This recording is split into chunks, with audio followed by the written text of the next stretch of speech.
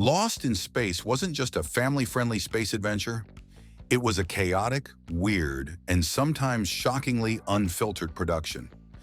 Behind the shiny silver suits and cosmic backdrops, things were a lot less wholesome than they seemed on screen.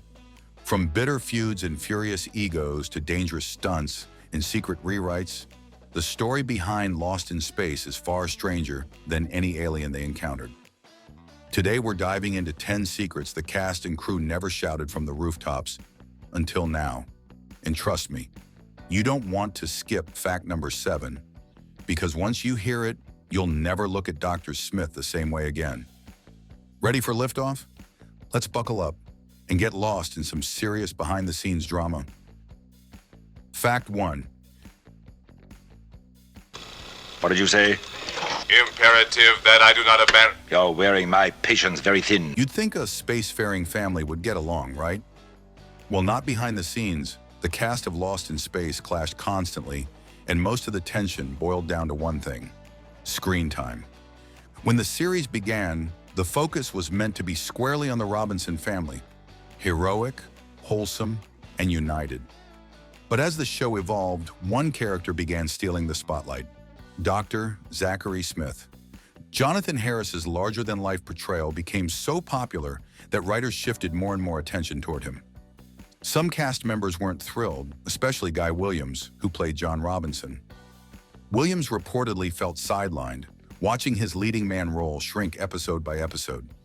Tensions rose so high that Williams stormed off set multiple times, furious at how the show was changing. Underneath the smiles and scripted teamwork, resentment simmered. By the later seasons, Lost in Space wasn't about a family anymore. It was the Dr. Smith show, and not everyone aboard the Jupiter 2 was happy about it. Even interviews years later hinted that old wounds hadn't fully healed. It's a reminder that fame and friction often go hand in hand. Fact 2. Dr. Smith has always been a loyal and self-sacrificing member of the Jupiter 2 crew. He is incapable of telling the truth. The robot, the clunky, endearing Danger Will Robinson icon, almost didn't make it past early planning stages. Producers originally worried that a giant talking robot might look too silly for a serious sci-fi drama. They considered scrapping the character altogether before shooting even began. The design was bulky, the movements were awkward, and the executives feared audiences wouldn't take it seriously. But when Bob May stepped into the heavy suit, something magical happened. And when voice actor Dick Tufeld added his booming mechanical tones, the robot suddenly came alive. Despite being nearly blind inside the costume, bumping into props and toppling over regularly, May's physical performance gave the character real charm. He infused it with subtle gestures, clumsy warmth, and a sense of loyalty that fans instantly connected to. The robot evolved from a background gadget to a full-fledged member of the crew, and today it's impossible to imagine Lost in Space without him. Sometimes what seems like the weakest idea on paper becomes the heart of the whole show. The robot survived and became an immortal TV icon. His catchphrases became pop culture staples long before memes existed, and he's still one of the most beloved robots in sci-fi history. Fact 3. If you wish to be warm, Dr. Smith, come into my arms. I'd rather die. Here's a twist you probably didn't see coming. Dr. Smith wasn't supposed to last more than a few episodes. Originally, Smith was written as a straight-up villain, dangerous, deceitful, and disposable. The plan was for him to sabotage the mission, cause chaos, and then meet a fittingly grim end. But Jonathan Harris saw an opportunity and seized it. Rather than play Smith as purely evil, Harris added humor, flamboyance, and a little bit of cowardly charm. He turned the character into a lovable rogue, someone audiences loved to hate or hated to love. The response was immediate and overwhelming. Viewers couldn't get enough of the sniveling, scheming doctor. Smith. The producers quickly rewrote the series, keeping him around indefinitely and shifting the show's tone to match. By the second season, Dr. Smith was practically the main character. What was meant to be a short-lived villain became the star of the universe, and Lost in Space would never be the same. His survival changed the DNA of the entire show. and arguably saved it from early cancellation. Fact 4. What's that? It is an alarm. A prisoner has escaped. Take a closer look at Lost in Space. You might notice some familiar aliens lurking in the background. That's because the production didn't always design their own monsters and props from scratch. Instead, they borrowed heavily from other sci-fi shows and movies. Masks from The Outer Limits, gadgets from Voyage to the Bottom of the Sea, even sound effects and set pieces were recycled. Irwin Allen, the show's creator, was notorious for stretching a dollar as far as it could go. Entire alien planets were often created by simply redressing an old set overnight with a few new props. It saved time, it saved money, and sometimes it led to hilarious continuity mistakes. Keen-eyed viewers could spot the same rocky caves appearing across multiple different worlds. And if a costume was weird enough, no one cared if it had already starred in 3 other shows. This creative recycling kept the budget under control and gave Lost in Space its signature patchwork charm. Not everything had to be brand new to be believable. Sometimes a little Hollywood magic and a lot of spray paint were all it took to build a galaxy. The crew jokingly called it science fiction thrift shopping, and fans never seemed to mind. Fact 5. Why couldn't Dr. Smith have waited? Why did he have to be so curious? Bill Mumy was just a kid when he won the role of Will Robinson. But as the seasons rolled on, the studio grew nervous about one thing: puberty. They worried Mumy would age out of the boy genius persona too quickly. Behind the scenes, secret auditions were quietly held to find a potential replacement. Mumy, however, kept defying expectations. He grew just slowly enough and kept delivering such strong performances that the studio backed off. His chemistry with the robot and doctor Smith had become central to the show's magic. No one else could match the spark he brought to those relationships. Replacing him would have shattered the fragile chemistry holding the show together. In the end, common sense prevailed and Mumy stayed until the end. He didn't just survive, he became one of sci-fi's most beloved child stars. And Lost in Space fans wouldn't have it any other way. Producers even admitted years later that firing him would have been a mistake. His performance carried emotional weight that held the show together. Fact 6. In the late 60s, Lost in Space stars weren't just TV actors. They were pop culture royalty. Kids everywhere idolized the Robinsons, the robot, and even the dastardly Dr. Smith. When the cast traveled for press events, they were treated like rock stars. Bill Mumy recalled being chased through airports by mobs of screaming young fans. Jonathan Harris, never one to miss a moment of drama, stayed perfectly in character as Dr. Smith.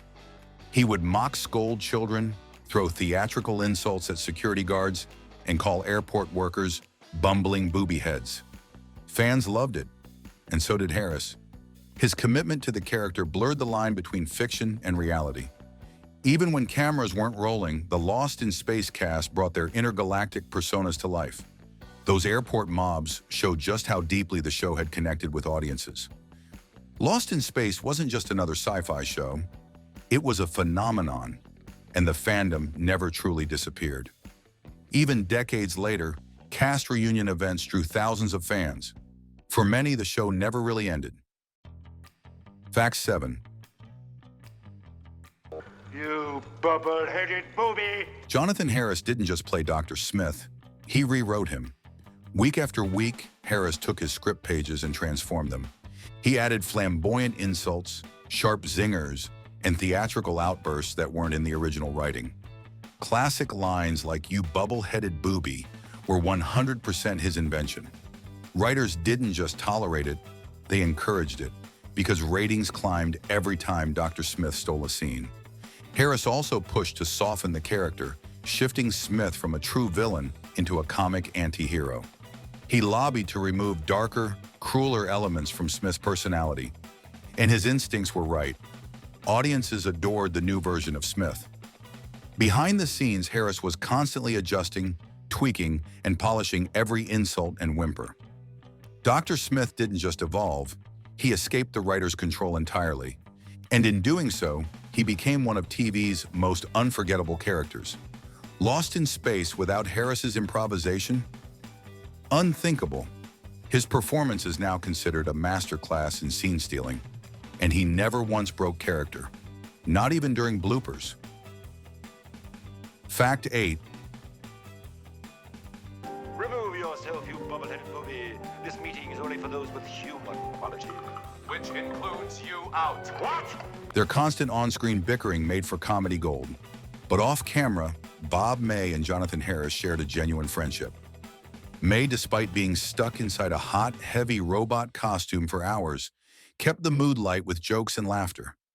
He and Harris would rehearse banter together long after filming officially ended for the day. Many of the best spontaneous exchanges between Dr. Smith and the robot weren't scripted. They were improvised. Their chemistry wasn't just an act. It was rooted in real trust, timing, and mutual respect.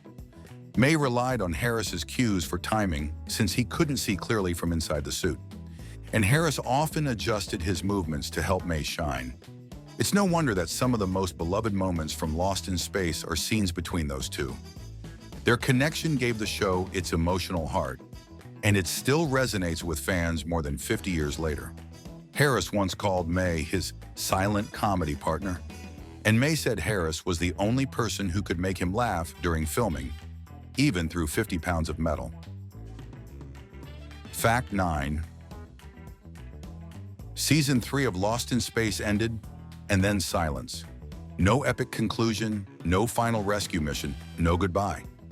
The show was canceled suddenly by CBS executives, without any warning to the cast. Actors found out weeks later, often through secondhand rumors. Plans had already been made for a 4th season, including brand new alien worlds and improved special effects. Scripts were drafted, new costumes were designed, but none of it ever saw the light of day. CBS wanted to make room for new programming, and just like that, Lost in Space was stranded forever. Fans were left devastated, wondering what might have been. It remains one of the great what-ifs of 60s television, a legend lost, but never forgotten. And the Robinson family's mission, eternally unfinished. Some of those abandoned scripts still exist in collectors' archives. They offer a glimpse of where the journey might have gone. Fact 10. I am not fooled by your silence. You are aware. After the abrupt end, fans pleaded for a reunion, but Hollywood didn't listen right away. Plans for a TV special in the 1980s fell apart before cameras even rolled. It wasn't until the 1998 movie reboot that some of the original cast finally got cameo appearances. The reboot was darker, louder, more action-driven, and reactions were mixed. But it reignited interest in the franchise for a whole new generation. Eventually, Netflix rebooted Lost in Space in 2018 with an all-new cast and cutting-edge effects. And while the style changed, the core remained the same: family, loyalty, danger, and survival against impossible odds. The spirit of the original Robinsons lives on, across galaxies, generations, and formats. Sometimes legends just need a little time to come back around. And the Robinsons? They're still out there somewhere, braving the stars. The new series even included subtle nods to the 60s cast, a quiet tribute across time. Because once you're part of the Lost in Space legacy, you never truly come home. Bonus fact: not everything strange on the Lost in Space set was scripted. During production, actress Marta Kristen, who played Judy Robinson, claimed that certain areas of the set gave her unshakable chills. She wasn't alone. Other crew members also reported flickering lights, odd cold spots, and equipment failing in just one corner of Stage 6. One lighting technician swore he saw a shadow move behind a prop wall when no one else was on set. These incidents became so common that some jokingly referred to the area as the Ghost Quadrant. It got to the point where certain crew members refused to stay alone during late-night setup. Irwin Allen dismissed the rumors, calling it Hollywood superstition, but he did have that section rewired twice. Nothing ever showed up on camera, but the feeling lingered. To this day, a few surviving crew members still claim something strange was there. Was it just stress and shadows, or something else entirely? We may never know. But for a show already full of space mysteries, this one stayed behind.